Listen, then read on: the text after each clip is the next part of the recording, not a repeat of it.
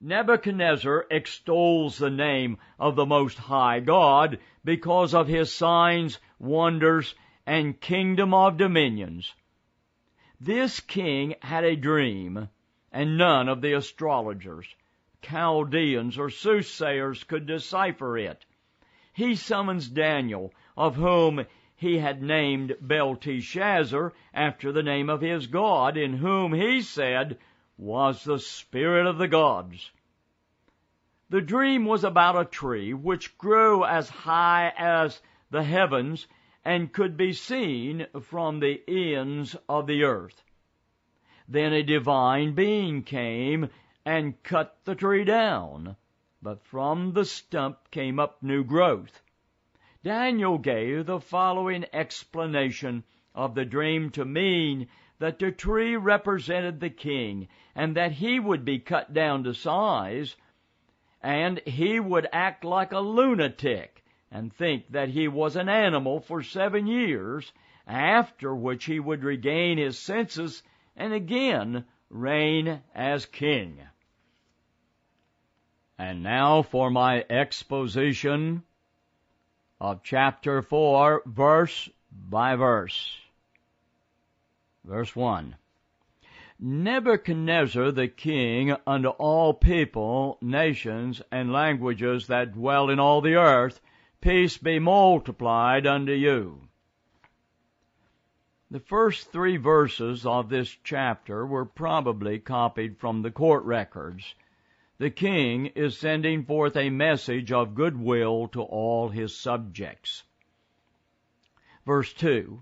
I thought it good to show the signs and wonders that the high God hath wrought toward me. He wants his subjects to know that the high God has blessed and prospered him. This is quite an introduction to the story that he's going to tell. Verse 3, how great are his signs, and how mighty are his wonders. His kingdom is an everlasting kingdom, and his dominion is from generation to generation. The king is praising God's eternal sovereignty. God's wonders are great, and his kingdom is destined to last forever. Verse 4, I, Nebuchadnezzar, was at rest in mine house, and flourishing in my palace. The king was living peaceably at home, and everything seemed to be going good for him in his kingdom. Verse 5, I saw a dream, which made me afraid, and the thoughts upon my bed, and the visions of my head troubled me. This dream scared the living daylights out of him. This dream appalled him, and the vision left him alarmed. Verse 6, therefore made I a decree to bring in all the wise men of Babylon before me, that they might make known unto me the interpretation of the dream. So Nebuchadnezzar calls for all the wise men of Babylon to interpret his dream. Verse 7, then came in the magicians, the astrologers, the Chaldeans, and the soothsayers, and I told the dream before them, but they did not make known unto me the interpretation thereof. Not one of the enchanters or diviners or soothsayers could give a satisfactory explanation to the king's dream. Among the wise men of Babylon was Daniel, and he comes in after all the others have made their sorry explanations and unsatisfactory answers. Verse 8, but at the last Daniel came in before me, whose name was Belteshazzar, according to the name of my God, and in whom is the spirit of the holy gods, and before him I told the dream, saying. The king's way of explaining this person Daniel was that he was indwelt with the spirit of the holy gods. Nebuchadnezzar believed in many gods, and so he thinks that one of these gods dwelt in Daniel. Daniel had been renamed after the God that the king served. Perhaps he thought it was this God that had sent his spirit into Daniel. Verse 9, O Belteshazzar, master of the magicians, because I know that the spirit of the holy gods is in thee, and no secret troubleth thee, tell me the vision of my dream that I have seen, and the interpretation thereof. Daniel is called master of the magicians. He had earned the coveted title of Prince of Interpreters, but now the king turns to the old sage who has been told, knows the meaning of dreams. Verse 10, Thus were the vision of mine head in my bed. I saw, and behold, a tree in the midst of the earth, and the height thereof was great. Nebuchadnezzar now shares the dream with Daniel. He calls them visions upon his bed. The dream begins with a tree in the midst of the earth that was enormously high. Verse 11, The tree grew and was strong, and the height thereof reached unto heaven, and the sight thereof unto the ends of all the earth. The king proceeds to tell Daniel that it was the largest tree he had ever seen. According to the king, this tree reached up in the sky and could be seen from the horizon. Verse 12, The leaves thereof were fair, and the fruit thereof much, and in it was meat for all. The beast of the field had shadow under it, and the fowls of the heaven dwelt in the boughs thereof, and all flesh was fed of it. The tree is further described as prolific with fruit, great for shade, and man and beast gathered food from it. Verse 13, I saw in the visions of my head upon my bed, and behold, a watcher and a holy one came down from heaven. In his dream he sees a heavenly security guard sent down to guard the tree. Verse 14, He cried aloud and said thus, Hew down the tree, and cut off his branches, shake off his leaves, and scatter his fruit. Let the beast get away from under it, and the fowls from his branches. The sentinel gives orders to saw the tree down, lop off the limbs, let the fruit fall in every direction, and the animals and birds get away from under it. Verse 15, Nevertheless, leave the stump of his roots in the earth, even with a band of iron and brass, in the tender grass of the field, and let it be wet with the dew of heaven, and let his portion be with the beast in the grass of the earth. The stump is to have two hoops around it, one of iron and one of brass. The hoops will prevent the stump from cracking and holding water, thus causing it to rot. Dew will collect on the top of the stump, and sprouts will come up from the stump. Then the watcher, or security guard, switches from the stump to the person represented by the tree. He now uses a personal pronoun and says, Let his portion be with the beast in the grass of the earth. Verse 16, Let his heart be changed from man's, and let a beast heart be given unto him, and let 7 times pass over him. The person who was represented as being cut down was to be given a changed heart and a deranged mind. He will no longer think and act as a human being, but as a beast. 7 times. Times is a revolution. As the earth revolves, we have a change of seasons, and 1 revolution, therefore, equals a year. 2,000 years ago, Josephus wrote the following, and I quote, A little after this the king saw in his sleep again another vision, how he should fall from his dominion, and feed among the wild beasts, and that, when he had lived in this manner in the desert for 7 years, he would recover his dominion again. When he had seen this dream, he called the magicians together again, and inquired of them about it, and desired them to tell him what it signified. But when none of them could find out the meaning of the dream, nor discover it to the king, Daniel was the only person that explained it, and as he foretold, so it came to pass. For after he had continued in the wilderness the aforementioned interval of time, while no one durst attempt to seize his kingdom during these 7 years, he prayed to God that he might recover his kingdom and be returned to it. Book 10, Chapter 10, Article 6 of the book of Josephus, so ends the quote. The Septuagint translation quotes as follows: "The 7 seasons shall revolve over him." End of quote. Verse 17. "This matter is by the decree of the watchers, and the demand by the word of the holy ones, to the intent that the living may know that the Most High ruleth in the kingdoms of men, and giveth it to whomsoever he will, and setteth up over it the basest of men." This decree came from the watchers, heaven's security guards.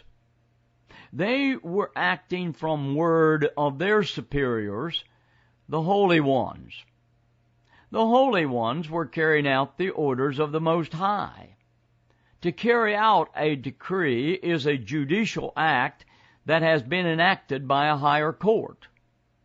The commander-in-chief had issued a decree, the holy ones had sent forth the decree, judicial decision, to the guards to act upon.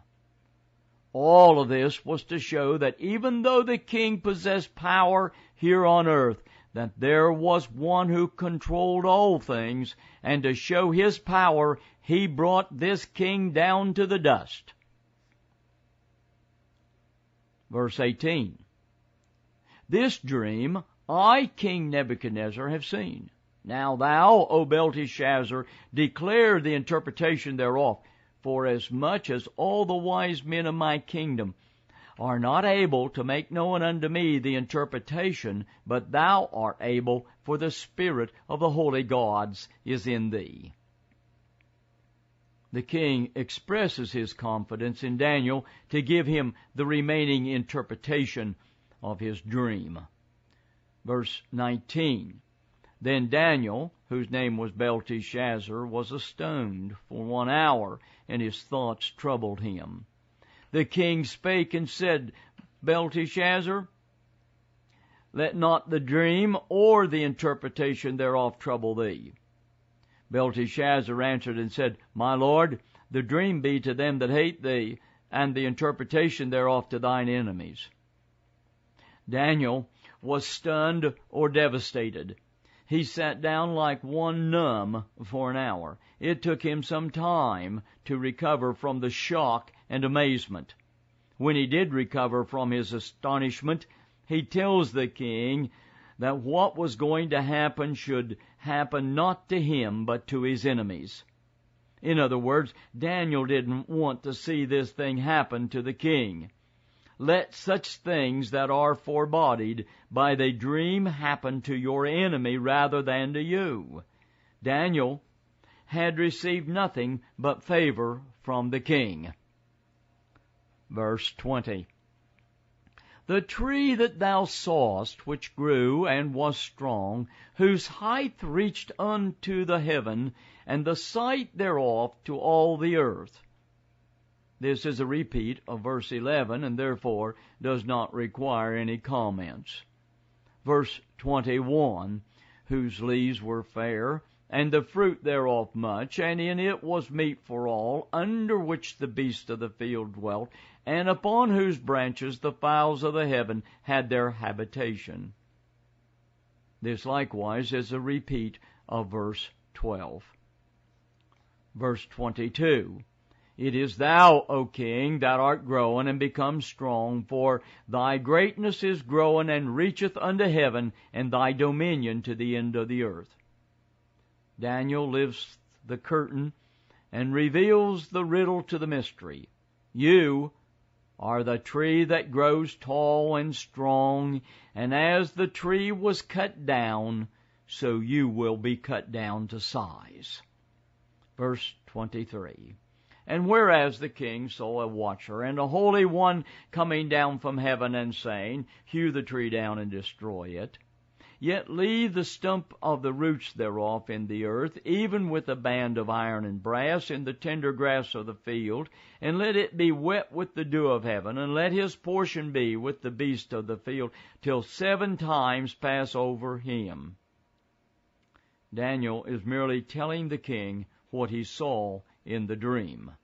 Verse 24, This is the interpretation, O king, and this is the decree of the Most High, which is come upon my lord the king. Wow! The decree had been issued from the God of heaven, and it was to be executed upon the king of Babylon.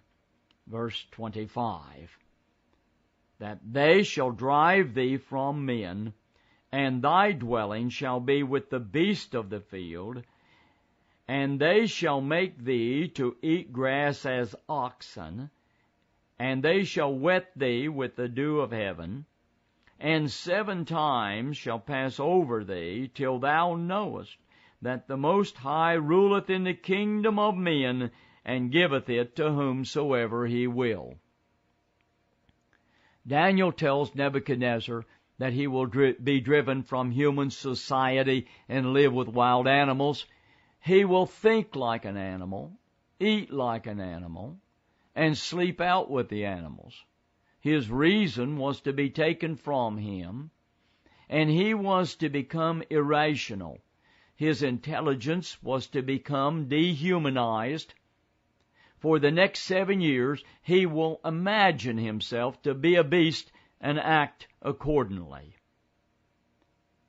Quoting now from Arnold on insanity, in a lunatic asylum, one imagines that he is a king and decks himself out with a scepter and a diadem. Another, that he is glass and is filled with exceeding anxiety lest he should be broken. Others have regarded themselves as deprived of their proper nature as human beings. Others as having been once dead and restored to life again. And others as having been dead and sent back to life without a heart. Others as existing in a manner unlike any other mortals. Others as having no irrational soul. Arnold on Insanity, page 176. End of quote. Verse 26, And whereas they commanded to leave the stump of the tree roots, thy kingdom shall be sure unto thee, after that thou shalt have known that the heavens do rule. The stump was to remain, that is, the kingdom would stand, and he would return to the throne as soon as sentence was served. He would return to the throne once again, but he had to learn the lesson that God rules in the heavens. Verse 27, Wherefore, O king, let my counsel be acceptable unto thee, and break off thy sins by righteousness, and thine iniquities by showing mercy to the poor, if it may be a lengthening of thy tranquility. If the king had repented, he might have averted the judgment that the Lord designed to bring upon him. Repentance is a radical change of mind, resulting in an entire manner of life being changed.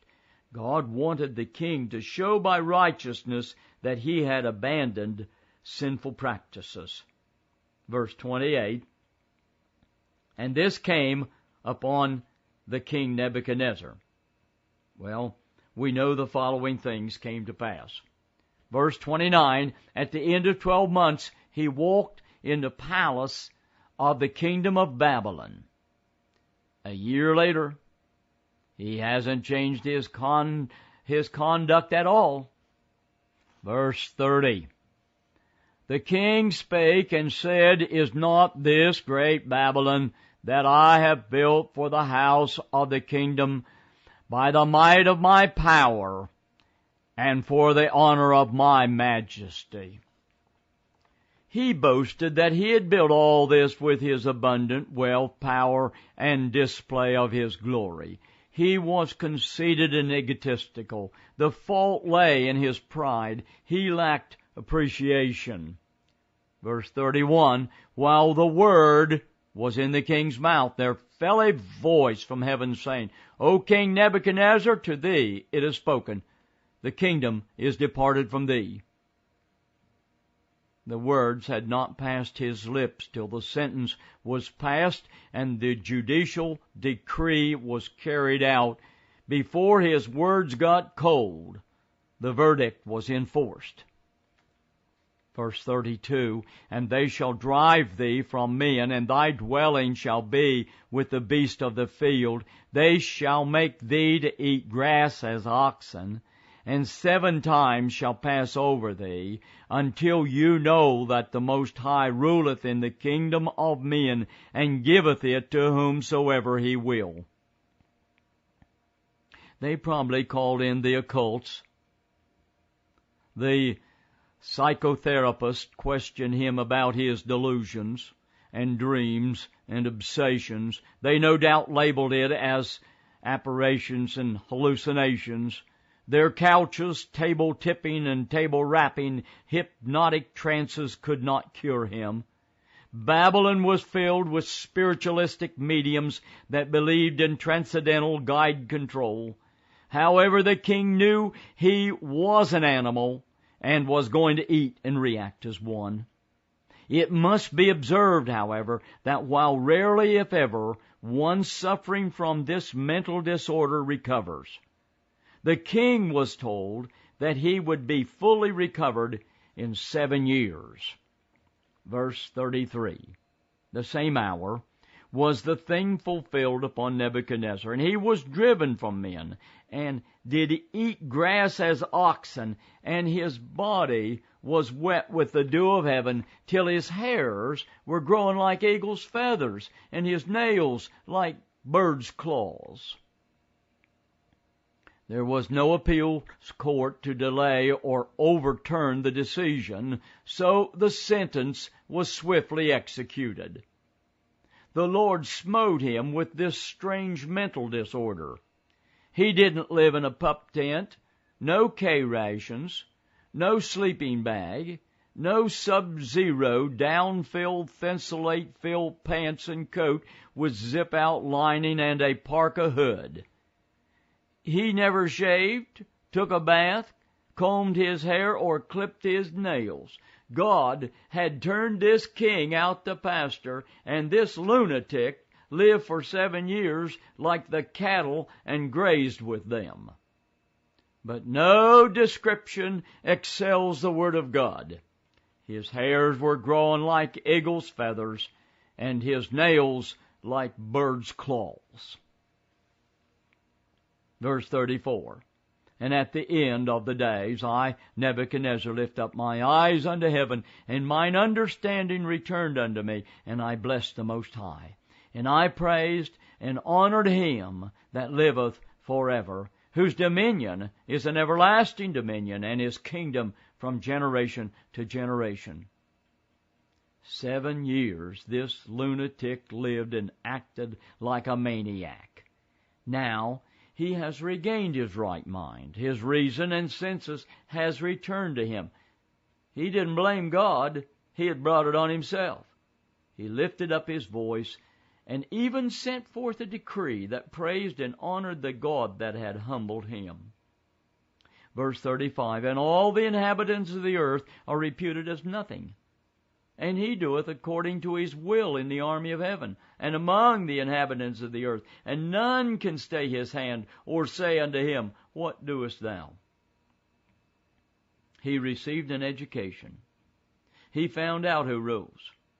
Nebuchadnezzar ruled the greatest kingdom in this world, but he learned that God rules heaven and earth. He found out that none could resist, stop, or challenge God. Verse 36. At the same time my reason returned unto me, and for the glory of my kingdom mine honor and brightness returned unto me, and my counselors and my lords sought unto me, and I was established in my kingdom, and excellent majesty was added unto me.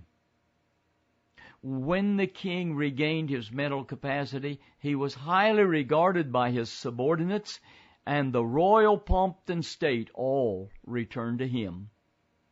Verse 37. Now, I, Nebuchadnezzar, praise and extol and honor the King of heaven, all whose works are truth, and his ways judgment, and those that walk in pride he's able to abase. What a testimony! The king has learned that God is sovereign, that he is right, that he is just, and that he knows how to deal with haughty men.